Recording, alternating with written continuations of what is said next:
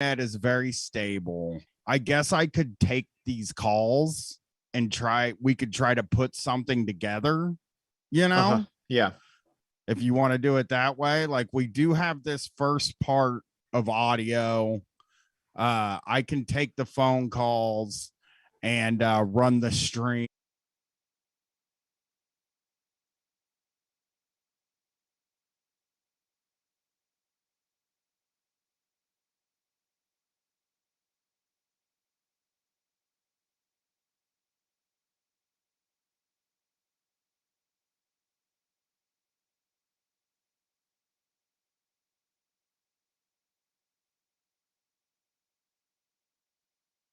And I will put all this in here and we will get started here. Right. If you can't make it, if it doesn't stay connected for you, I can finish this up. It's no big deal. Okay, we'll see. We're like 20 minutes in. I need to get the hard wire set up over here. Yeah, hardwire really helps. I have some stuff, but we're on. So I guess we should all right. Welcome to the show. The fucking internet is horrible when you live in an apartment. You know, that's just the way it goes. It's been raining for 87 days in a row. Actually, one day in a row. It's been one raining. whole fucking day. Up to now, it's been fucking raining hard. And Brett's internet sucks. My internet, on the other hand, blows. Is fiber.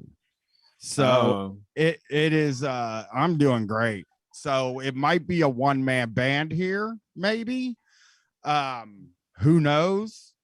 We're gonna try to figure this out. We're gonna run this thing. I might need some calls here. You know, why don't a few of you freaks get in the queue, and we can get some talking in here. Freaks or geeks? Yeah, well, geeks. You don't want to be a geek at all. Some people can't help being geeks. They're just like naturally that way. Oh, you think so? I think so. I'm not a geek. That's for sure. I'm a fucking superstar. That's what they call it in wrestling. Is the guys that get are just there to get beat up. They call them geeks. Yeah. And I'm not one of those. I'm a superstar. Okay. Well, let's take some fucking calls, man.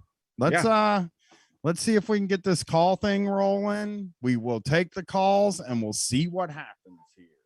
Thanks for calling. Hey. Hello? Hey, what's up? Hi, I'm through, aren't I? You can hear me, everything? I can hear you perfectly. All right, this is Zaleja, also known as Zaleja91 on your Twitch streams. Okay. Well, what's up, Valeja? Is it Valeja with a V? Zaleja, you know, like Potiphar's wife from the Bible. I would miss I've that never one. Yeah, I missed that book. That's a chapter of the Bible I haven't been able to get to yet. But well, she's not in there. They never name her, so. Oh, of course. Wow, not. deep cuts from the Bible. Yeah, I know. No women in the Bible with names, can't have that. But in Islamic jurisprudence, she gets the name Zaleja, and she has a ridiculous story. So I was like, that's the name for me. She buys a prophet who's a slave in a market in Egypt and shows him off, and there are knives and blood and oranges. But that's a story for a different day. Okay. Honestly, better than probably better than Murder X Brian, which is a name that like I just kind of got forced into at that point. The X is silent. I like the X in I think a way. Murder X Brian works. Yeah, I think it feels kind of hip in a way, like with the X. I think X's are really on fire over the past few years. They've been having a moment, like a collab between Murder and Brian. yeah. So that's why I added the X. It was gonna be either that or Murder Brian 666. And when I started thinking about it, I was like, you know, everybody will make fun of me for the 666. I don't want to deal with that. So I went with the X. Think it's pretty cool. So what's up, Zaleha? See, I got it right. Zaleha, but it's okay. I know that like white people don't have a h in their alphabet, so No, for I'll sure we forgive you a don't. little. Anything. I'm actually Yeah, calling we don't because have a I'm lot. super pissed at a boss of mine who hasn't fucking paid me yet. And so over on Wednesday, when you talked about the woman in the story, Jane, who was like, "Give me my fucking money," I was like, "This is an inspiration." Yeah, it's time to go Jane on him. Yeah. So, Again, well, I'm a freelancer, I- so like, I'm not even like a real employee. Mm. can I say that Jane, again, I just want to say Jane was brave. You know what I'm saying? Like that, there's no bullshit here on Jane. I'm not like throwing shade at Jane. I think what struck me about that story more than anything was that Jane didn't flip out. You know, like that Jane Right. had the patience of a saint or what. I don't know what that means, but Jane, Jane, yes, she was capable of great violence and showed restraint. yes. And then the boss is like, can you Yes. believe this motherfucker? Like that, this guy that's writing in, and it's a guy. I will never believe that that was a woman that wrote that letter. Me too. It was read a like one of man. those fake male short stories where they're like, "I'm a woman who's a boss." I was like, "What? No, you're not." Yeah, I mean, a lot of those ask a manager things you'll get like me and Brett 2 weeks ago had one where a guy was just like, this woman keeps changing her clothes during lunch. What am I supposed to do about it? And it's like, I mean, Fucking who nothing. cares?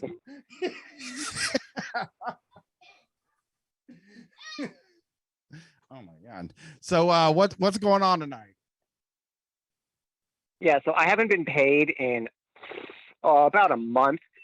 But the long story short is my payment for August that I invoiced them for was late by 2 fucking weeks. And my boss, let's call her Mary for short, is an insane bitch. And she's like, "This is having a lot of problems. I don't know what's going on right now. Anyway, here's your August payment. Oh, by the way, I'm not sure if September's payment will ever arrive." And I was like, "What?" Jesus. So Like, how often are you supposed to get paid? Because I know that shit gets really weird with contract work. That is so ridiculous. Yeah. That is some sitcom ass shit. It is some sitcom ass shit. And I called my freelancers union, which is not a real union, but we like to pretend. You know, we host trivia nights. It likes to do all the things a union does. And I called them and I was like, so they usually pay me at around the end of a month. And like, you know, that's been happening ever since I started back in January doing contract work for them. And then all of a sudden they're like, it's not going to happen anymore. Like, do I even have a case here? Like, because I'm in Canada, and they're like, what does Canadian labor law even have to say about this? And the union rep was like, well, that's technically a contract. Like, it doesn't matter if you signed anything or not. Like, if they've been doing business a certain way with you and there's an established precedent and you have proof that you sent them invoices and payments came in at the end of every month, then like you have a case for saying that like you better pay me. But we can't do anything now. You can just email her back and ask her like, you know, where the fuck is the money? But use nicer words than that. I'm from the Midwest too, so you like be passive aggressive. And like be like, oh, that's unfortunate that you're experiencing some business problems, but I would like to know if I'm guaranteed the payment I'm supposed to get for September, as has been happening for the last 9 months. Geez, so it's a once a month payment too. Yeah, and like so, you know, I count on that because like rent is due at the beginning of every month. And if the payment comes at the end of the other month, that means I have to have savings in the bank, which I'm not responsible enough to do continuously, just to get the bills paid. And thankfully, my mother was visiting when all of this shenanigans went down, which was high-key embarrassing. To be like, Ma, can I borrow rent money? Because, well, you know what, though? If I had to ask my parents, the parents that could afford it would tell me to eat shit, and the other parent that would give it to me has probably $30 in her bank account and would say, "Hey, Brian, can I borrow $40?" as soon as she gave me the rent. No. So And I felt so bad, but I was like, no, go ahead. Yeah, so sorry. So like, thankfully my mother was like, well, I'm going to give you some money and like, you don't have to feel guilty. And I was like, we're Desi, South Asian. I'm going to feel guilty because like money is a weird thing for us culturally. And now I owe you like, debts upon debts and my ancestors are going to judge me, but whatever. Thanks for the money, Mom. Well, I would say this, so at least though, I paid the rent. I would say this though, and I obviously I don't know if you're a parent or anything, but like in this world, as at least as a parent myself, I never expect my daughter to pay me back, and I fully understand that for the rest of her life, I'm still sort of responsible for her in a way. Oh, that does make me feel better. It is. I understand that it sounds like, I understand what it sounds like if you don't have kids. And believe me, like I didn't understand this before I had my daughter. But like I think for the rest of my life, every time I move to a new apartment, I will have a bedroom for my daughter. And I don't care if she's 45. She's always welcome to come and crash at my house. And if she needs money, I will move heaven and earth to make sure that she gets the money. And I don't know that I would ever expect it to be paid back, because like back when I would get in trouble with my parents back in the day, I would go in my room and I would fucking sulk. And all I would say to myself the whole time is, I wish I was never born, or I didn't ask to be born. You made this decision for me. And like now, I fully, as I'm older now and I have my own daughter and she's 17, I'm like, I made the decision for her. She did not make the decision to be born. So I feel a sort of responsibility, and I care for her so much that I wouldn't feel guilt over borrowing money from a parent, unless you're like borrowing the money that parent was using to like live so that parent couldn't pay rent. I wouldn't feel any guilt around that. And you got fucked. You got totally 100% fucked. If your payment is supposed to come every month and you don't get paid, but you have been paid previously, you should. There's nothing you can do. You are in a really shit position. Are you still working for them? Oh God, no. I ditched that. I'm back to interviewing for full-time jobs again, even though they like make me want to jump out of a window. The story doesn't end there though, because it gets more insanely sitcom-y, so stay tuned. But yeah, that does make me feel better. I mean, there are like weird cultural expectations around money when you're Desi, where it's like on the one hand, like your parents are like, obviously my mother and father will always take care of me. Like they made that very clear, even though I'm like gay and weird and trans. It's a whole thing. But on the flip side, like I have a spare bedroom in my house right now because like it's kind of a thing where I'm like, I need it there in case my mother comes to visit me from the hellscape that is Ohio. Not that I don't love Ohio dearly. I'm from Cleveland. It's just that, one has to. Where are you at?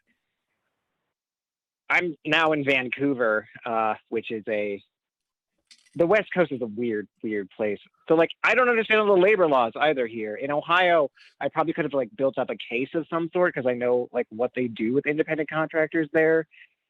It's like different in British Columbia, Canada, and I'm on a work permit and I don't want to like rock the boat because I want to get that sweet, sweet green card or whatever the Canadians call it. So I sent my boss a very passive aggressive email where I was like, "Hi, Mary. Thanks so much for sending me the payment in August. I'm sorry that you're having business difficulties. But can you explain by what you mean by September's payment is not guaranteed? As far as I know, I did all the work assigned to me in September, and I invoiced you for $3,000. Can you just let me know if I will, in fact, get paid by the end of October? Regards." And I sent off the email. And this bitch made me so mad that I went to go dig up dirt on her. So I was like, who is this? So I went and like Googled her and like Googled the company, and I was like, oh, she's like the co-founder of this like SEO media empire thing. And I was like, oh, okay. So she's the co-founder. She probably knows what's going on with the company. Like, obviously she can tell me if I get paid or not. So what's this like wishy-washy? We might not be able to, like, you're not like a middle management. Like, you're a co-founder. You should know where the money is. Yeah, it's also back to me in like another few days. The tactic of just slipping it right in and like this tactic of just throwing it in there in like a whirlwind sentence is just like so fucking disrespectful. Yeah, she is insane. And she actually told me to lie to clients when I worked for her, which was my first inkling to be like, I'm going to ditch at the end of September. Like, I don't want to fucking lie to my clients. That's weird. Dude, can I say this? And so can I say I just read something about this? One of our advice, one of the advice columns I keep tabs on. Oh no, it was in the New York Times. Somebody was asking if it's okay, if they should be worried that their boss pretends to be her own secretary when people from other companies call, and then also says like, I'll have to get it over to the accounts receivable department, but there isn't one. And her boss is also the accounts receivable department. And I was like, I don't know if that's like ethically wrong, but I know it would be a pretty big red flag to me. Yeah, I mean, it's a smart business move, but not a good employment environment. Yeah. Also, like, I was in a Slack chat and one of the male upper management called a woman the C word. Jeez. And I was like, my God. Like, while she was on it, or just like somebody that wasn't in the conversation?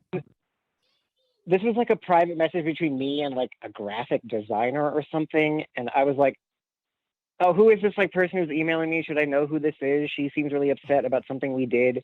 And he's like, oh, she's such a, and then like drops in the slur. And I'm like, what? That is the fucking craziest thing I've ever heard happen. I mean, okay, when I was at the cable company, my manager came up to me one time and he told me like an old street joke, racist joke.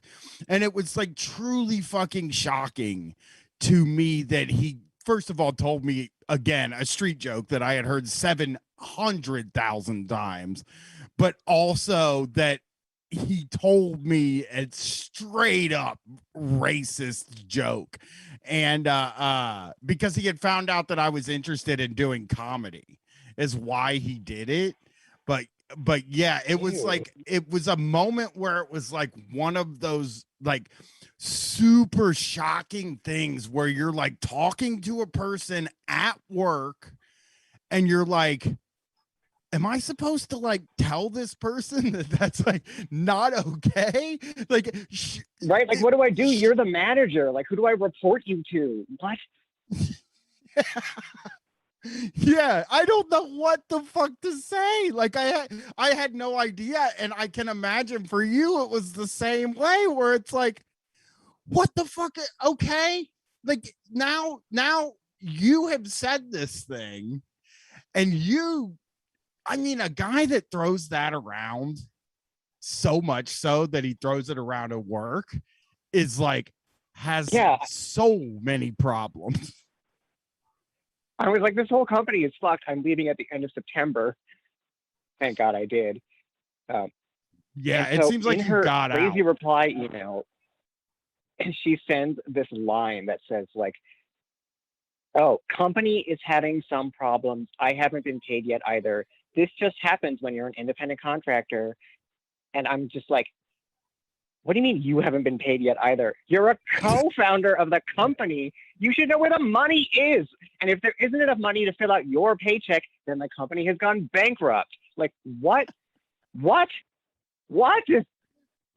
That's the craziest thing I've heard. I don't know. Hey, I haven't been able to get my paycheck either. Yeah, I'm just like, somebody would go to accounts receivable. No, it makes me more concerned.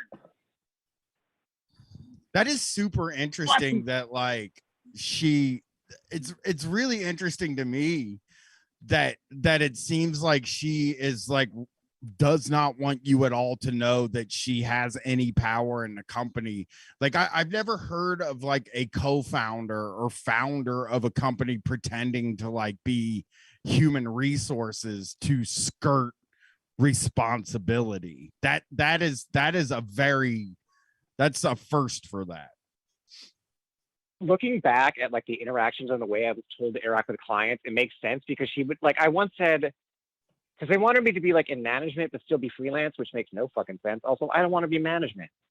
But when they were like quote unquote grooming or whatever me to do that, which was hell and I hated it. They were like, I remember one of our clients asked like, oh, can we have a meeting at this time over Zoom? And I shot back to the email with like, oh, sorry, I have to go pick up a friend from the airport actually on that day. So like, I can't do it. Which is true. My family was coming. My mom was coming to visit me from Ohio. So like I had to be at the airport. I hope you can sue them. I really hope you can get them in trouble somehow. I know it probably is kind of nerve wracking because you're like, well, I don't want to call attention to myself. I'm in a different country working on a visa and all that stuff. But I hope there is some course of action that you can take in Canada. Hopefully somebody can help you out online after they hear this. Is there a Twitter that they or Instagram that they can find you at? Well, you actually follow me under my like porno account name already, which is at Pup Noorjahan. That's like Pup PUPNOORJAHAN.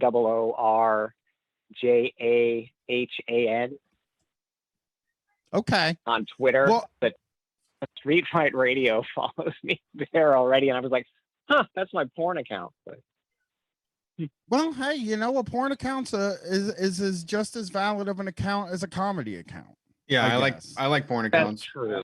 That's probably why Brett runs the Street Fight account. He was like, I gotta follow as many porn accounts as I can find. Big porn. It's a good way to shake up the feed. But yeah, if we'll try to hopefully somebody gets a hold of you and helps you out. I don't know a lot about how Canada works, but that's super fucked up. I cannot believe you are in a real weird situation. I gotta tell you, like I've heard of people not getting paid. I've never heard of somebody the co-founder pretending like they're not the co-founder in my life. I've never heard anything like that. And I've also on the other side of that, I've also never heard somebody say that's the nature of contract labor. Sometimes you don't get paid. I've also never heard. Yeah, I was like, no, it's not. It sounds like something somebody might believe. Yeah, it's just like you never know in this industry. It's run and gun. 1 minute we're making money, the next we're not making any. I'm just like, that is totally something now. Like they just want to get you used to the idea that like you shouldn't expect a paycheck, a big one, every time. I like the phrase it's a run and gun industry. Oh, but to put the period on the story there is that the same boss lady told me, she like immediately emails me back and is like, hey, next time you have to say you can't make it to something, just tell me you can't come and I'll tell the client like some sort of story because we just want to sound professional. And I was like, how is it professional to lie? Like that's an odd one. I can't go. I have to be at the airport. Like what? I'm not saying that like, oh, I can't go. I have to get fucked in the ass that night. Like what? Yeah. I mean, I think the airport is a really great sort of reason to not be able to do something too. Like everybody understands that. It's very endearing to go pick up your mother from the airport. I don't know who would be I don't know what crazy story she could come up with that would be better. They're busy making the way this woman operates. Yeah, sounds like a wildcat. I mean, I'd like to talk to her, but I also think she sounds evil. So Thanks for calling in. Yeah. Very weird. Thank you story. very much. Yes. Have a good night. Have Appreciate a great day. Bye. Weird story there, Brett. Weird one. That was a weird one. Again, in all of our time doing this call-in show, I do not think we've ever had somebody say that their boss was pretending they're not their boss. Yeah. I don't know how that works. It's interesting. I don't know what the play is there. I like the concept though. I do like the idea of being like, phew, I don't know, man. Oh, upstairs is really grinding us, man. We're being worked to death. I hate these bastards. It's always, more and more and more, produce more. They're just up my ass all the time about it. You think you hate bosses? I really hate the numbnuts upstairs is always yelling at me. Sorry you didn't get paid. I'll go up and I went up there earlier today and I fucking told them, I'm like, if you don't pay our contractors, I'm gonna fucking walk. And they didn't buy it. And then now we're just stuck in this situation. I thought it'd be better if I stuck around. Also, very, very, very funny to say like that's the nature of contract work, because you're totally right. That is like a smooth move in that, like, if you say something like that enough times, somebody might believe that. Oh, you're just we're gonna do take me to court. It'll probably cost you more than the payday. Yeah. yeah it's just a custom. That's the way things are. Let's get another call in here. Yeah. Also, you think it's the boss sucks. Imagine being the boss. I hate myself. Jeez Louise, That's it's a good tough. one too. That's It's a good tough. one too. I've always hated bosses. Now I am one. You think how bad I have it. Yeah, that's a perfect one. Living with the enemy. Thanks for calling Street Fight. Who are we talking to tonight? Hey, it's Hello. Matt from South Bend. What's up, Okay. Matt? How's it going? All right. Hey, South Bend. hey, is I called in because, yeah, well, I called in a couple of weeks ago. We talked about car crashes, and I just called in tonight because when the stream went down, I was just seeing what was going on. I was like, I'm just going to call in and see what happens, and I came in the middle of you guys talking and trying to figure it out. So it was, I got a little behind the scenes how the sausage is made at the moment.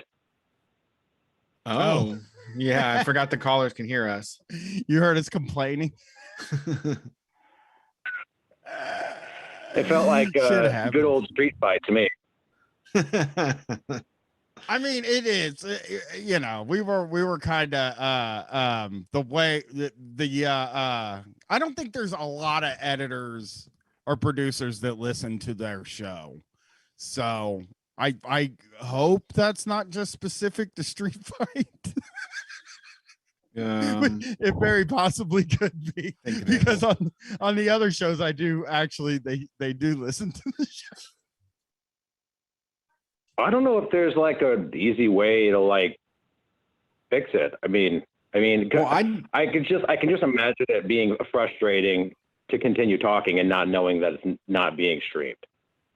Oh, everything's recording twice. Like, so the Zoom is actually recording right now, and everything on my desktop is being recorded. So we are all set. It is a pain in the ass. Like, me and Brett are if there's one thing about us that's smart is, in the first 2 or 3 years of podcasting, you record enough lost podcast episodes that you don't ever let off the gas when it comes to making sure you have something recording the show. Yeah, you gotta have that backup. It stinks. I'll tell you a funny story if you want to hear a behind the scenes podcast story. On the POD cast, John got us hooked up with this guy Sean Dack. He was a director. He was a music video director that was on a reality show where he was chosen to direct a Korn video. Okay. So like he was on an MTV reality show. We get this guy, he comes on the show and we're talking to him for fucking was probably 55 minutes or so, because those shows generally go, you know, hour and a half to 2 hours, and we're fucking, you know, we're rolling, everybody's getting along. And then Dan, producer Dan, you might know him from some other shows, producer Dan's like, hey guys, I think it corrupted somehow because none of this recorded.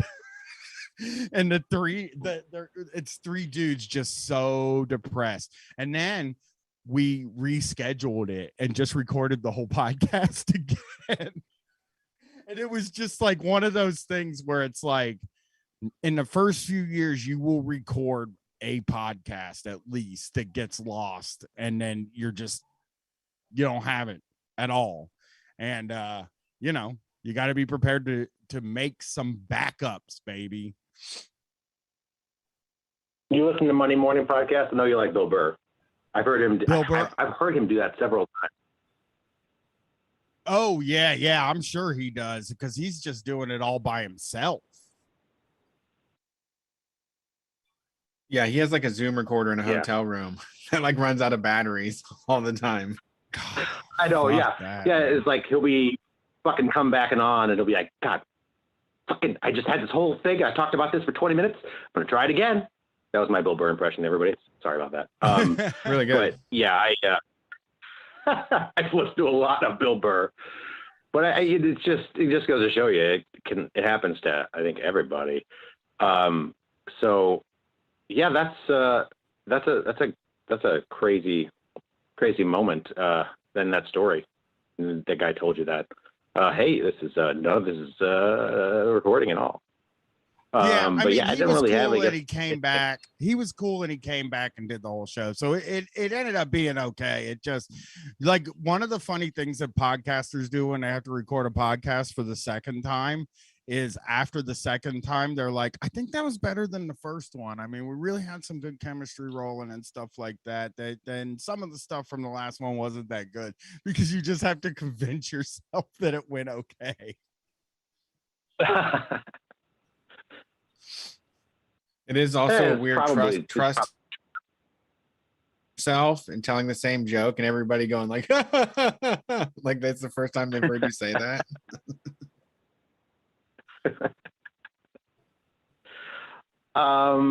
Let's see, what was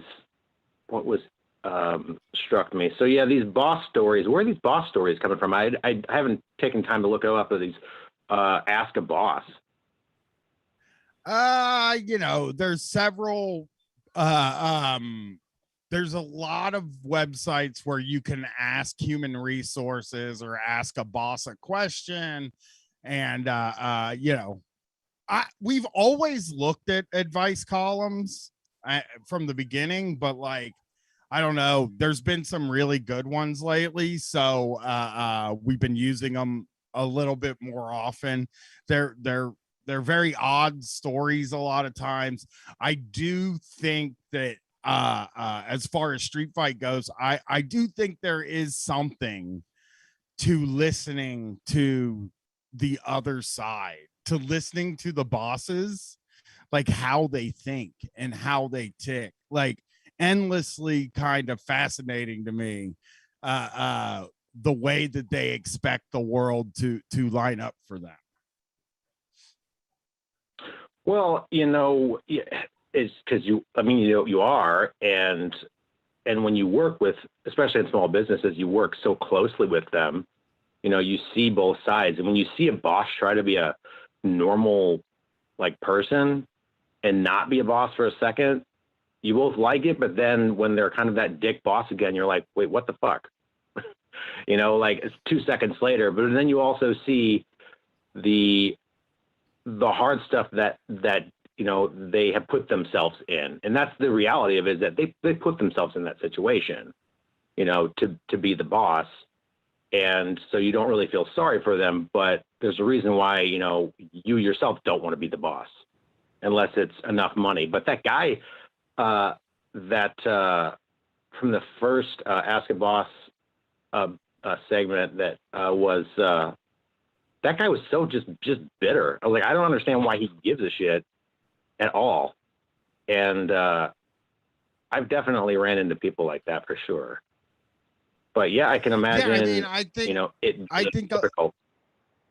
I think that we're naturally, I mean, people are sort of naturally like that. Like, again, I think a lot of times, and for people who maybe didn't hear it, it was a story about a boss wrote in to ask for advice about an employee who was changing their appearance during lunch and coming back to work.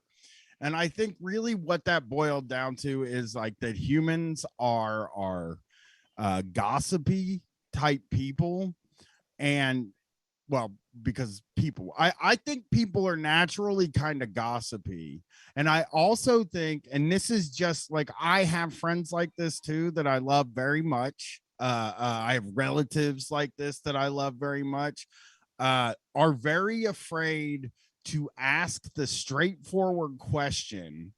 And Brett brought this up, I don't remember when, but afraid to ask the question because people assume that the question is mean. And maybe you have mean intent, but I think, you know, asking somebody a straightforward question about something that they're doing that is unconventional seems like it's not a thing that's off limits or mean. Right. Like I wouldn't see a problem saying, hey, why, if you don't mind me asking, why do you come back in different clothes? I mean, I see how that even could be problematic, you know, and you're kind of putting yourself out there and you have to accept what their reaction is going to be. You know, you can't really control that at all. But most people are fucking really decent, I think. Like, I do not believe that there are that many people out there. If you brought that up to them, if you said, hey, I noticed you're changing your clothes I noticed you're changing your clothes on lunch and coming back and having different clothes on. I don't think there are 100 out of, or 99 out of 100 of them would love it if you ask them a question. They're obviously doing something that they're passionate about, or that they know that people wonder about. And I think what happens a lot of times, and this is even outside of the workplace, is that gossip turns into a thing that then makes everything seem sort of mean spirited on the outside. You're talking shit about people behind their back, but like so then in your mind you're like, because I think that's what happened with this particular case, is that the guy had been talking shit about this woman with his friends and probably with some of his colleagues over time. And then he had built this thing up in his head where he couldn't ask the question. And like, that's, I think a lot of people are like that. Right. Is where instead of being direct, like initially talking shit, yeah, I'm guilty, you know, and it's only recently that I just went on the other side, you know. Yeah. But it just goes so much better when you talk to it. Like I had a problem with this guy at work recently, and I was really upset. I was really upset about what this guy was doing. And it was fucking me over directly. But I talked to him about it first, you know, just like that nice email that person wrote from the second Ask a Boss, you know, piece. And, you know, that was just, it was just eloquent and it was to the point and it was, you know, not, you know, out of line at all, you know, to say, hey, please pay me the money that you owe me. And you're putting me in financial distress.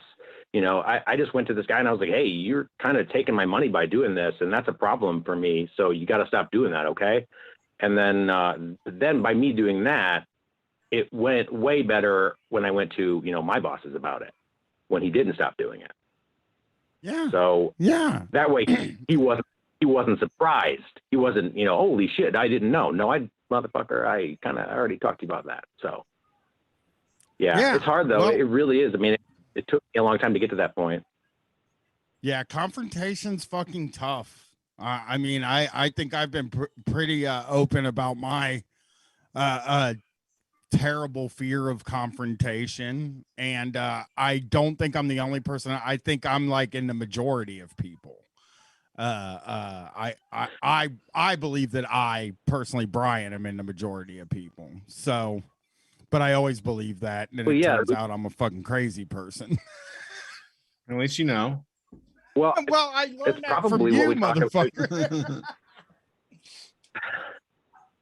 You know, it's kind of funny having a show called Street Fight Radio where we talk about confrontation, probably, and how hard it is the most. I agree. Brett is confrontational though. Brett doesn't mind it. Yeah, but I didn't. That's not was. I actually my whole growing up was confrontational. Like I was terrified of going anywhere with my parents because they would start a fight with everybody, and like they would argue every single point. And it actually made me very much afraid of confrontation for a big part of my like adult life. I just didn't want to say shit. And then I'm still like that. I mean, I still just would rather not fight about stuff because it sucks and it feels like aggressive. And my style can be aggressive. But then I've also had to be like, you know, there is certain things when it comes to like someone's taking advantage of you, you're at least allowed to point it out and say, hey, you're taking advantage of me. Like, who knows, who knows if they care or not, or whether or not it's worth it to take them to court or whatever, but you can at least send the email without any cuss words or anything that'll get you in trouble and say, I worked these amount of hours, or, you owe me this thing that you promised. You told me we were going to do this and you didn't deliver. I think that the first thing that happens when one realizes, and this is I'm speaking from my own personal, self. My first thought is, doesn't everybody else realize how much I'm getting fucked over right now? Doesn't anybody else care? It's such a dumb, like, little fucking selfish thought, and you just have to push that out. It's not about you, really, and it's hard, but that's just so like where I would always go first, but it's just so not productive, and it's just easier to be direct, but I could see how, Brett, it would make it can seem like aggressive, I guess, to be confrontational in certain ways, because it's uncomfortable. I think it's uncomfortable, to do that, because you kind of have to draw a line in the sand, I guess, and that can be scary.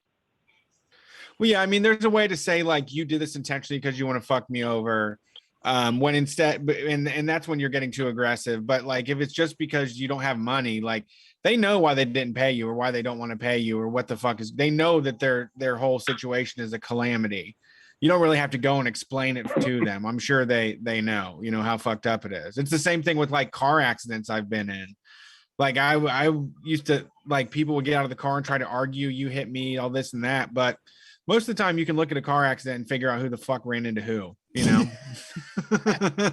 Absolutely. It's very easy. Wherever the front of a car hit something, it was probably 99% of the time that person's fault. Yeah, you can see everybody knows where the damage came from. People don't want to feel like they're getting raked over the coals, or like you're insinuating that they're like a bad person.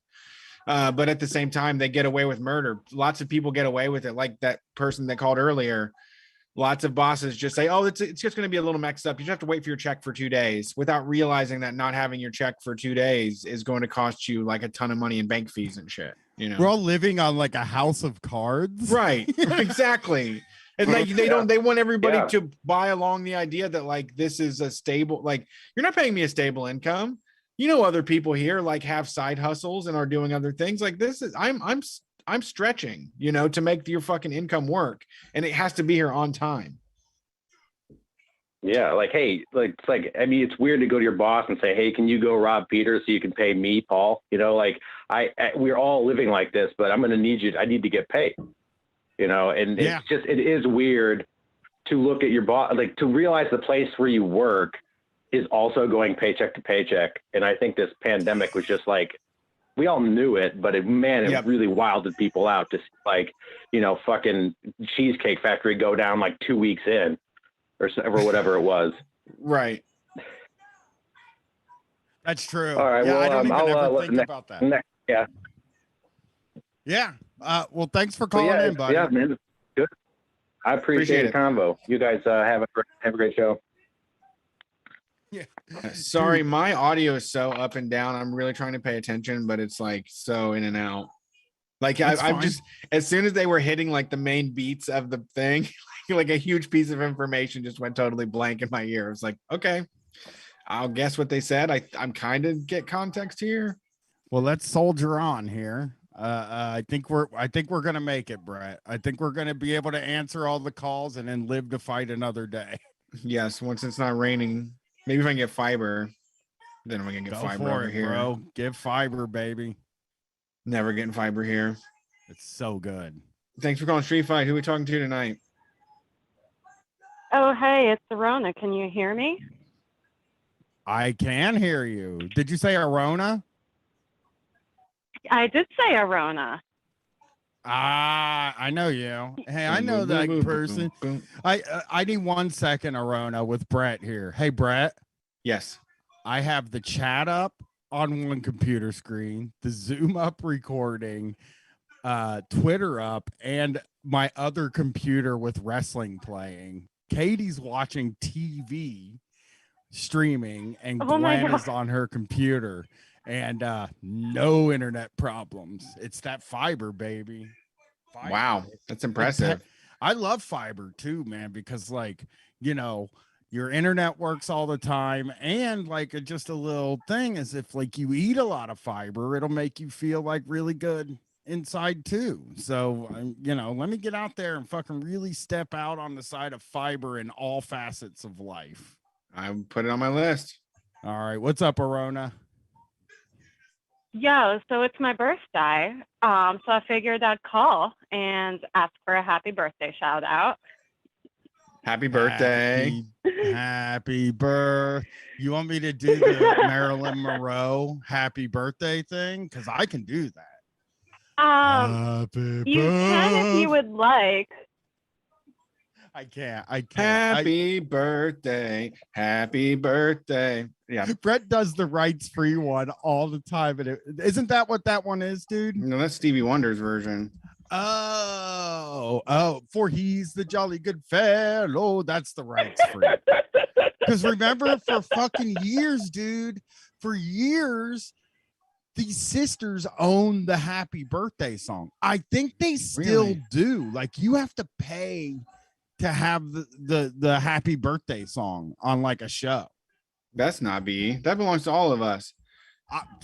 You're fucking No, telling it me. That's doesn't. like saying It's Mary never had a on little TV. lamb. Yeah, Oh, no, that's why they do for he's the jolly good fella. Oh man, that's terrible. Mhm. All right. Well, what? Oh, the Beatles had a good one too, didn't they? They say it's your birthday. That probably costs more than happy birthday. Yeah, that's true. Yeah, Patty Hill made happy birthday to you. And she owns the trademark. And I don't know when it becomes fair use, but like that's why you never hear happy birthday to you on TV. Which is extremely stupid. Extremely. Best case against IP, I've heard. No, it is. It's public domain now. Oh, so good. it was 2015, dude. Up until 2015, Happy Birthday to You was owned by somebody. And every time they played it in a movie or something like that, that person got paid money. Okay. Is Mary Had a Little Lamb fair use? Well, what's going on for the birthday? What have you been doing? Oh my God, I've had the best birthday. So the thing about me is I just turned 35, which is awesome. My sister is 7 years older, and she told me my 30s would be great, and she was correct so far. Mm-hmm. I agree. But like for my 20s, you know, I worked for fucking Democrats and like electoral politics. So having a birthday at the end of October, I would be working like 12-hour days or longer because it's right before election day. So I could never celebrate my birthday. And then like I stopped working doing that, but then like, well, so then I worked for an abortion rights group that was really fucked up where like they didn't pay me enough. So like if I had needed it, needed an abortion back then, I would have had to call an abortion fund because, like, I wouldn't have been able to come up with the $400 or $500. Yeah, like, isn't that fucking bullshit? But like, I was looking at my memories, and like, my birthday when I was working there, I fucking canvassed for goddamn Democrats on my birthday, unpaid labor, and then they fired me the next year. You know, it's like, oh, that's the last year I canvassed for a Democrat on my birthday because I got fired after that. Oh my God. So the other thing is, like, I was raised Jewish, so I could never celebrate Halloween. So this year we went to the farm. We got rained out for like the fall festival, but we went back for like Halloween shit at night to like do spooky shit, like through a corn maze and a spooky hayride. And it was pretty funny because my friend, she had never been there before either, but she kept on pointing out, like, there's an actor over there, and like, there's someone behind that window. I kind of appreciated it, but apparently not everyone did. Have you? So that was fun. So you're not. And I did. So you have never like done the Well, I mean, I'm sure you've done the Halloween thing in your 35 years. Not really. Like, maybe twice in high school, I volunteered at Trick or Treat Street, but I never went trick or treating. I never dressed up in costume to school. I guess I've gone to some Halloween parties, like in college. I went to one or two, maybe. But like, yeah, in my 20s, I couldn't go to a Halloween party because that's right before election time. And then later, like, between leaving politics and now, I just like spent years being poor also.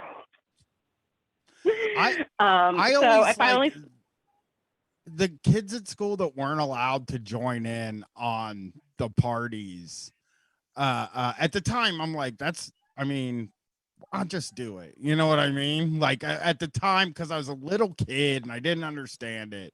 But like, you know, you hear all these people complain about like cancel culture because they change it to the fall party or whatever.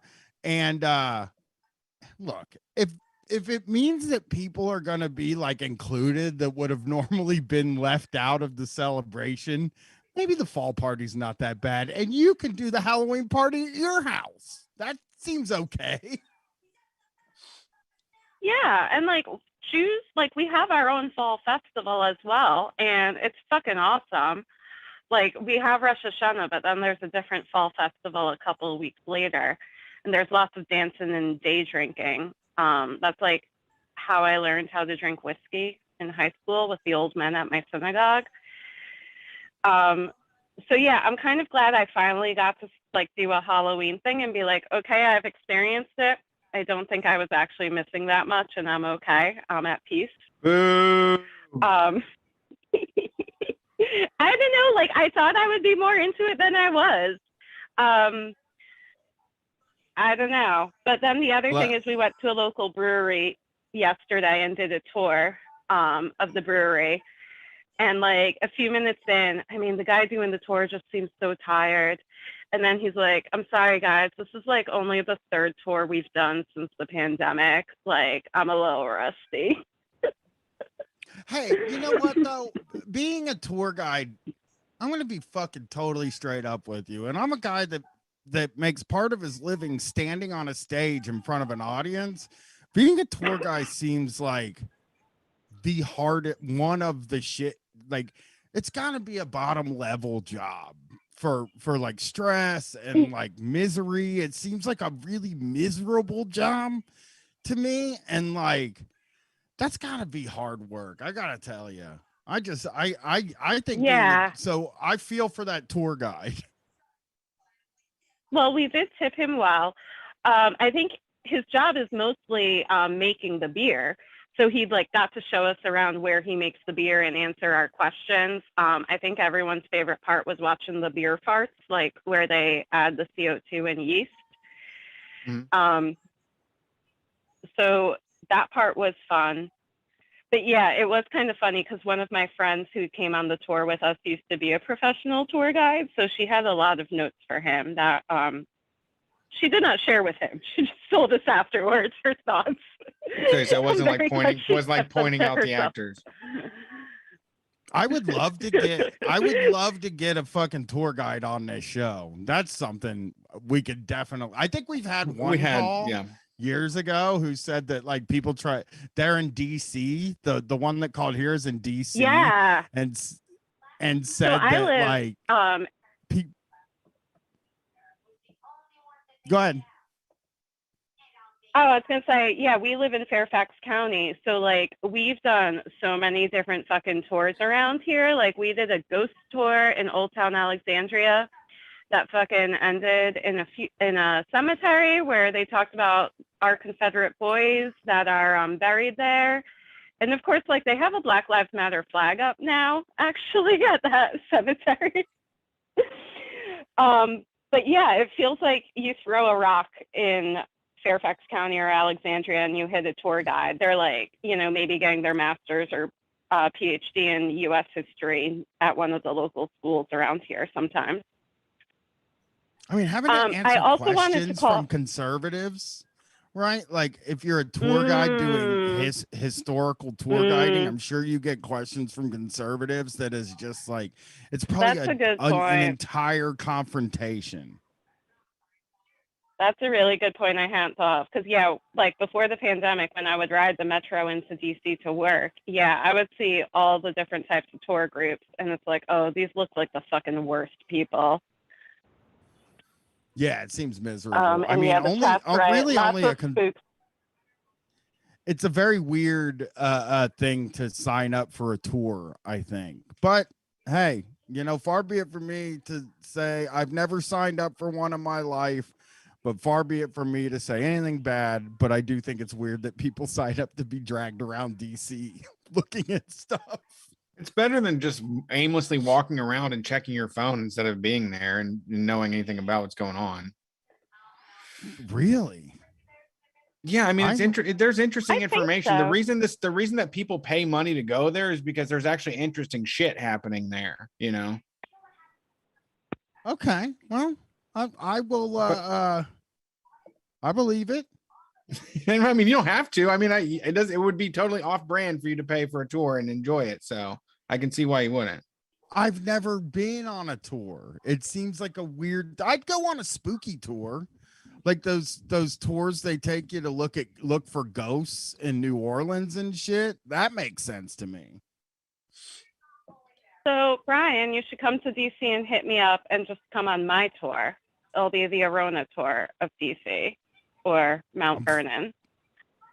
I'm fucking in. I'm in. I'll go look at DC with you, Arona. Nice. I'll be like, here's where I shut down, you know, entrance to the inauguration on J20. I'll show you the different spots I've protested and been arrested at, right? I don't know the history. I guess if my husband joins, he can tell you the history portion. I was also calling because. Oh, go ahead. No, you can go. It's cool. I was gonna say something stupid anyway. But your stupid things are hilarious. I have some amazing, ridiculous stories about bosses that, like, I had some screenshots of a chat with my boss that I was wondering if I could share, because my boss spent 5 years working as a debt collector before being in his current role. Yeah. I mean, so the thing is, my boss is a narcissist. Okay. And I've learned to kind of suck up to him so he'll like me and hopefully will give me a raise or promotion. So sometimes I'll like ask him for advice that's not related to work, right? Because he needs to know that I know how to do my job, but he wants to like mentor me and like give me fatherly advice or something. Yeah, that is a really, I gotta say, I mean, for any boss manipulation, that is a really good idea. Yeah. To just ask them for random advice once a month, so it seems like you actually care about what they think. Exactly. That is exactly it. I wanted to share the advice with the people.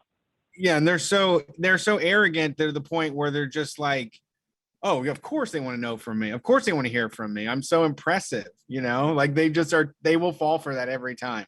That might be the best little bit of little helpful hint. That one of the best I've ever heard. I would have never considered that, partly because I'm self-centered and like am just like I give myself the best advice. But, Oh, for sure. I never take his advice. Yeah, it's but to have the presence of mind to understand how much people love giving advice. Oh, I mean, it's worth as probably equal to the amount of money that I get. That people like will Facebook message me. I'm sitting at my house. I haven't left for 3 days. I'm covered in stinky sweats, and they want me to advise on how they should conduct their life. And I'm like, oh yeah, I'm ready for this. Let's do it. Fucking.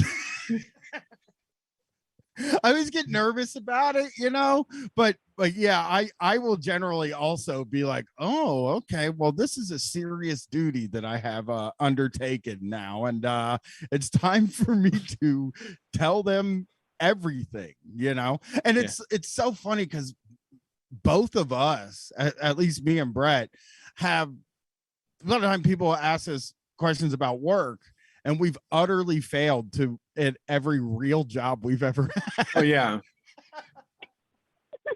I mean, you'll have fun, but you'll get fired. I mean, you will have fun, but you will definitely get fired. Yeah. You can put a Band-Aid on the problem, but you're out the door for sure.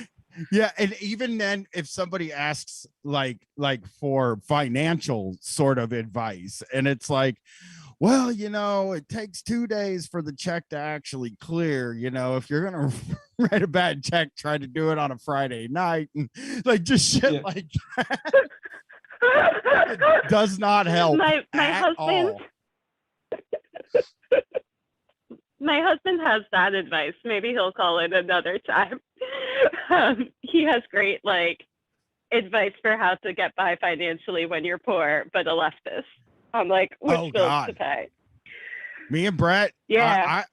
One of the things I love the most about Brett is like when we first fucking met and like we're really starting to hang out and thinking about doing like a thing with just me and him, was that we both were sharing this fucking wisdom that we had accrued over all this time. And I gotta tell you, I mean, I don't know how many good things I had because I didn't have the I didn't have like the mind that like Brett had, in that like I just sold everything I had all the time. Like if I had something that was worth money, I would just fucking sell it. I never gave blood or plasma, and I did a lot of like bad checks, withdrawing money before it actually came out of the account, payday advances. But there were times where Brett told me shit where I was just like, I didn't even know that was like a possibility. That is just fucking high level genius. Yeah, I get very desperate. We all do, baby. Back me into a corner. I'll have a creative solution. Yeah. So can you go ahead? I was asking my boss some advice because I fucked over some paperwork with my like retirement account at my last job that like I didn't even realize I had a retirement account with them. So I took a picture of like the letter I got, and I was like, do you think if I call them, I'll be able to get the $30 fee waived when I withdraw this money and move into my like current retirement account? So then he like asked me fucking like, on a scale of 1 to 5, how do you feel about money? Bullshit. But the screenshots I have where he's like, I've been in the money business my entire life. I'm fascinated by how others think about money. Why people don't pay their bills, why they get angry at the lender for expecting the money back, why people attempt to distance themselves from their debt as if it doesn't exist, etc. I was a debt collector for like 5 years. I saw some really amazing reactions from people. It's scary. Let me just say one thing. It's actually not scary. It's very funny that he said, I love people who will like have who are like, so you're like, how do I get my money from this retirement account? And then the guy's like, oh, I've always had a fascination with money and the way that people spend money. And then just listed some of a lot of really dumb shit. It's like when he said how people distance themselves from debt, it's like, that's called survival. And like very rich people do that too. Yeah, like very rich people do the same fucking thing, just maybe for different shit. We're all fucking here like trying to have money, right? It gets worse. And so much debt is also that racks up like credit. Like a lot of it ends up being groceries and like car repairs and just regular shit. It's and it's like I definitely wish I had the money to pay for that, but now I just have debt, so I'm just gonna make the minimum payment for 38 years, or wait until it just I have to go to collections for it. Same. And honestly, I feel like I tried not to encourage him because I'm just like, I used to work in constituent services. So like when people got annoyed about getting calls from people like you, they called me and I helped them. Yeah. Right. But he didn't really take that hint. So this was like over chat. I had a woman tell me her son had died from AIDS and she was having trouble getting back on her feet. When I went to her house to post the foreclosure notice, he answered the door. He wasn't very happy to hear what his mother had said. Liar. That's a lie.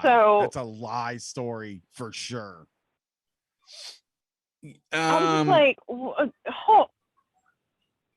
hold up. Like, you posted foreclosure notices? Like, that was wait, you fucking foreclosed people? And he's just like, yeah, of course. What? That's worse than collections, I think. That's like as bad as it gets. Yeah, when it dragged me down when I worked in collections because everybody had really sad stories constantly.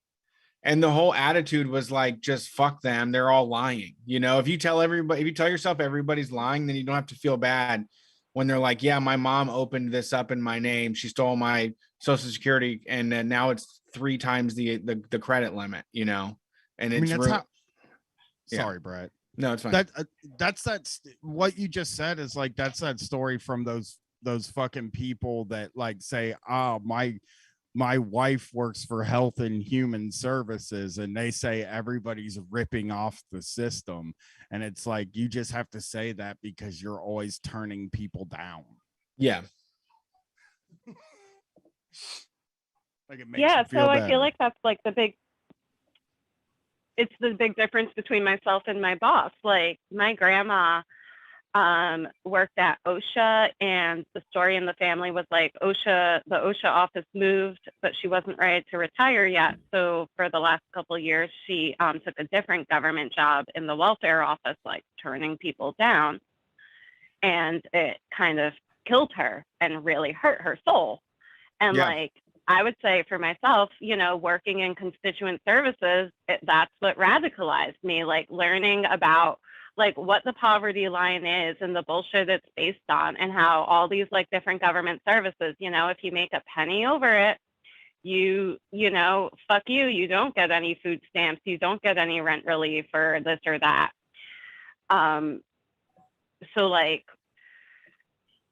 oh my God. So my boss, he had like another story about how he would take people to court, and he knew that if he took them to court on a Friday and they didn't pay, they would be in jail over the weekend. And he talked about how like this one guy showed up with a sob story. He's like, I got the watch on his wrist and the rings on his fingers, sold them, and sent him back $20. Oh, fucking God. What a piece of shit. And then he's just like, you can't do that stuff anymore. Lots of consumer rights now. Ha ha. That's so that's my also boss. the other He thinks that. Sorry, there's a delay. I didn't mean to cut you off. It's okay. I was just like, yeah, he's such a piece of shit. And like, I think he likes to mentor me. And like, I am getting a career coach right now because my family is bougie. So my dad paid for it. And she's like, you should ask your manager, you know, where he sees you going. And if he sees you like moving into management and getting a promotion anytime soon. And I'm really at that point where I'm like, I don't know if I can do that. Like, I don't want to be the sort of person that he would promote into management. Yeah, he seems like a major asshole. That's he is. And also, like the thing about running away from debt too is that there are so many people that, like, when I worked for credit card collections, and it's probably the same for mortgage too, the penalties add up. So like you have a $5,000 credit card, you're late, you get a $35 fee, you're over the limit, you get a $35 fee, you get interest on all of that stuff. And then you basically you did legitimately rack up maybe $4,000 in debt, but then now now you have a $10,000 credit card, and it's like, I don't want to pay that back. You took advantage of me. Like I am trying to separate myself from this debt because it feels bad to just be paying off fees, taking a portion of my hard-earned money to pay off fucking fees and penalties. You are absolutely right, but also everything you described is like what fucking happened to Haiti after their slave revolution. France was like, now you owe us money and we're going to add debt or we're going to add fees to your debt. And like, fuck, finance is just so much bullshit. Like money is literally made up, and like housing doesn't actually need to cost people anything. Like this is just a decision we're fucking making to like do this though. It's just paperwork. Yeah, I mean, the buildings would stand there. The paperwork isn't necessary. The payments and interest are none of that is fucking necessary, except to make somebody else higher up than somebody else, you know, to give them more resources. Like they could just forgive the debt. They could just do it. Oh yeah. Anyway, absolutely. I just want to give a shout out. As I said, working in government and learning about means testing definitely radicalized me. So I volunteer with the DC Abortion Fund now. So we provide services to anyone who lives in DC, Maryland, or Virginia, or who comes to our region to receive an abortion. We do have 2 providers who provide later care here. So like lots of people across the East Coast will travel to our region. So as long as you live here or you're coming here for your abortion and like you're going to a clinic we work with, which is like maybe 90 to 95% of the clinics in our region, we'll say, okay, you qualify for our assistance. No more questions asked. You know, we don't care if you work or not, what kind of money you have. We don't care why, like any of that. No questions asked. We can't necessarily pay for all of it, but you know, we help pay for as much of it as we can. So yeah, I guess y'all follow me on Twitter. I think I just tweeted a link to the donation page, or it's like dcabortionfunds.org/donate/Arona, ARONA. That's about it. I guess I can let y'all go and take some more calls now. Yeah, thanks for calling, Arona. What's the number? I'm sorry, no, not the number. What's your name on Twitter? My name on Twitter is Arona. It's like UH_RONA.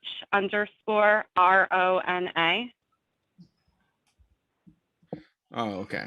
Gotcha. Found it. All right. Well, thanks for calling in. We appreciate it. That's that's horrible to hear, but I'm glad you told us about it. Yeah, we like hearing about horrible things. And just remember, ask people for advice because they fucking love being asked.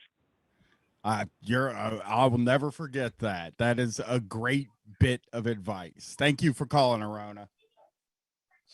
Okay, night. It is such a good move. I mean, for manipulating anybody in your fucking life. just anybody. Like 2 weeks before, like I would just, even people that I know maybe you have to lean on in the future, just like every 6 weeks, just say, hey man, I got something on my mind. You think you could help me out with it? Just help me process it. And then you can come up with simple shit. Just, you come up with obvious stuff. I mean, that, me and you talking about like the advice that we give, it's always somebody that just needs like an extra push to make the right decision, even though it's hard and it sucks, Yeah. Yeah, it is really almost always just sort of a like, hey, I know exactly what I'm supposed to do and how I should act and what I should do. And even more, the decision I'm making, if I don't make this decision, the whole my life will be right down the fucking toilet. What do you think I should do? And then it's like, it's almost like somebody handing me a present to be like, live your dream, man. You know what? Fuck what everybody says, man. You gotta do what you want to do. That feels great. It is a softball. Yeah. Thanks for calling Street Fight. Who are we talking to tonight? Hey, it's Maria from Pittsburgh. What's up, guys? Howdy. Oh, hey, how's it going, Maria? Andernista on Twitter. Hey, what's up? I wanted to call in because I wanted to tell a story about the dumbest thing that I ever got written up for. Tell us. Let's hear it. Perfect. All right. So I'm a social worker, obviously. It's like I talk about it fucking all the time, but so I used to work in like a juvenile detention center, like group home, like when I was in grad school, right? And we used to have to do like groups for the kids, like therapy groups and all types of shit. And like, if you've ever worked with like teenagers with like behavioral health issues, involved in the courts, they can get a little like rowdy. So it's like really hard to like keep their attention, right? Mm-hmm. So the one day I was just like, fuck it, I'm just gonna have like a rap group. So I just like started letting the kids like listen to rap music, and it turned into like a break dancing group. Uh-huh. So I was like, oh, this is fucking great. Like, they're getting exercise in, they're chilling, nobody's bitching each other out. Like, and plus it was like we'd never had any like enough staff, so it was tough. Because like they're keeping themselves busy. Again. Yeah, like they're keeping themselves busy, like, and it was boring, like, especially like if they were on like what we would call safety, like if they tried to like AWOL off the campus or like fight, like they lost a lot of their privileges. So we were like break dancing and shit, and I was like, oh, this is awesome. So I did the group again, and this one staff, like, who did not like me, told one of our supervisors, and I got written up for letting the kids break dance and letting them listen to inappropriate music. Oh, God. That fucking sucks. I mean, yeah. The inappropriate music, the breakdancing thing seems unfair. Did they say it was for safety sort of thing, where it's like, if they get hurt, They tried to say that it was for safety, but like the thing was, like, they acted like I had kids like spinning on their heads or some shit, like that it was like breaking two or some shit. Like they were just like literally like dancing. Like I had to yell, like when I did it with like the girls group, I had to yell at them about like twerking. Like I'd be like, stop, this is not a teen dance club, no twerking. Like, because that was like the time when twerking was like real big. But yeah, they tried to say that it was for safety, and I was like, all right, whatever, fuck you. But it was like, like residential treatment, like it's weird because like I loved working it because of the kids, but like administration and just the way that they're run, like they're so fucked up. Like you couldn't keep staff there because one, like they didn't pay shit, and we would just have high turnover rates. So like we were constantly like working, like where it'd be like one staff to like 8 kids, which was like completely ridiculous because, like these are kids that are like suicidal, kids that like have like tons of trauma. And it got to the point where like I had seen like some super fucked up shit that like still bothers me to this day. And I went to administration with it and they kind of just blew me off. And what sucked was that like this place was like an hour away from my house. So I would drive there every day, like for an hour. And I was in grad school at the time, and they would like schedule my shifts. I'd be working like a 3 to 11, and then I'd have to come right back in on a 7 to 3. Yeah, so, like, clopening as a social worker? What's that? Clopening? It's closing and closing one night and opening the next day. Oh, no. Like, because it was like round the clock care. So it was like we had 3 different shifts. It was like 7 to 3, 3 to 11, and 11 to 7. So they would like, they constantly did this literally every fucking week where I'd work 3 to 11 and then I'd have to be back 7 to 3. So, and I lived an hour away. So it was like complete bullshit. But then they started like doing like they have to mandate you if they don't have enough staff, which completely fucks everyone over. And it fucks with your head. I mean, that's why like people that aren't skilled at that job that like just come in, like you'll hear these horror stories about like, you know, staff beating the shit out of kids. I mean, kids have died at these places. Like it's wild. But administration does this because they don't give a fuck about staff. Like they literally don't give a shit. Like, so they were pissed off at me because I let kids fucking dance to fucking Fetty Wap or whatever the fuck. And there was just wild shit going on like behind the scenes. And this happens like all the fucking time at these spots. All of the time. And we're getting a lot of them closed. I mean, it sucks because like you do need places like this. You know, because there are kids that like need to be, you know, out of the home for a little bit to get treatment, but it should be very quick and it should be trauma informed, therapeutic. You should have enough staff. And like, I think the last straw was when I told them I'd gotten an internship at the public defender's office. And I was like, look, like, this is very important to me. Like, and I still want to continue to work here, but like, if you fuck with my schedule, like my schedule has to be a certain way. And it wasn't like I was asking for much, you know what I mean? Like I was asking, like, please just put me on 3 to 11, like in this, like for 3 days in a row or whatever. So I could be at the public defenders in the morning. And I think it was like the day that I had like my second interview, they tried to fucking, schedule me. And I was like, all right, I'm fucking done. Like I gave them a month, notice actually. Like, and I know that like you don't have to do that. And like, I would say to anybody else, like, fuck that, dude. If you want to leave that day, leave. But like, I did it because I was worried about the kids and I didn't want them to get fucked over because I knew that like, you know, that there was not a lot of staff there. And there wasn't, you know, staff that gave a shit. Right. Yeah, I mean that's admirable though to keep the job. Yeah, I mean longer than you want. Yeah, and Jake worked in there too. Jake worked in juvenile homes as well, and it's hard because like if you want to be a person that cares, you want to be a person that wants to like. People go into it because they, you know, at least some people go into it because they want to change things, and then the system and the requirements of that they have in place are not to help anybody at all. Right. I mean, Brett, like shit, like, you know, you and I've talked before about, you know, I just go the fuck off when I'm working, and I don't work in facilities anymore. But it's maddening. Like the whole system is at fault for a lot of this shit. And it's like, I feel like, because I do trauma therapy now, and my role really is different, but I do a lot of like expert witness work, and I've been working on like doing like investigations on like a lot of these facilities that have been closing down.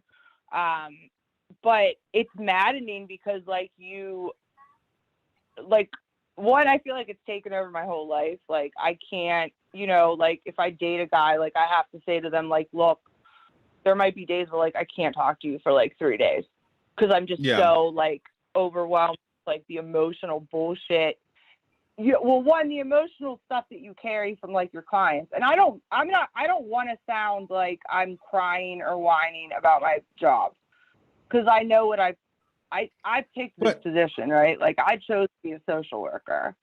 Yeah, but you're allowed to be affected by it. Like, I mean, that kind of stuff happens. I mean, there's no way that you wouldn't be human if you weren't affected by the situation and like how helpless and hopeless it can sometimes feel. Yeah, I mean, it's like my fucking hands like feel tied a lot of the time. And I've tried to find ways like over the years to like, I don't know, like manipulate the system in a sense.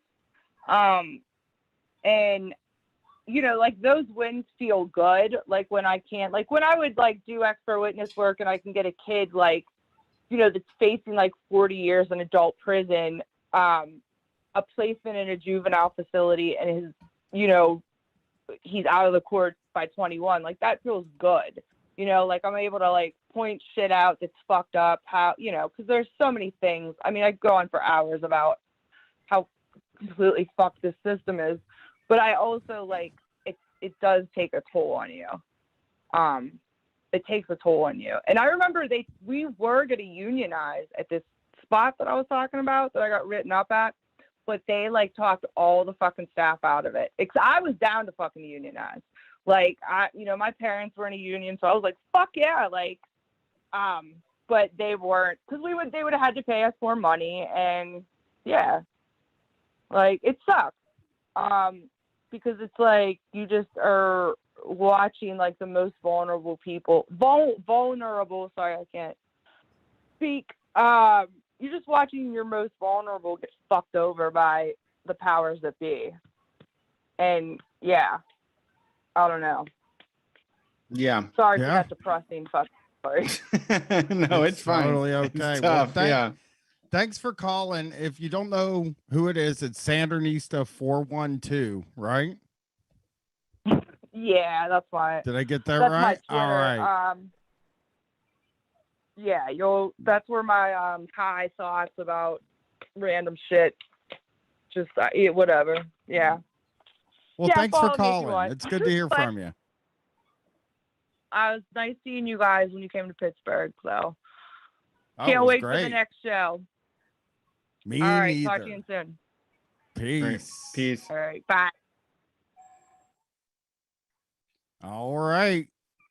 One call to end them all. We're getting off work on time tonight, Brett. There's no more calls left. Oh, really? Yep, no more calls left. All right. Well, we're getting off work on time, everybody. Was a good time had by all. And we will see you. I will see you on Wednesday with Hagelbond co-hosting with me. Yeah, I'm not going to be here on Wednesday.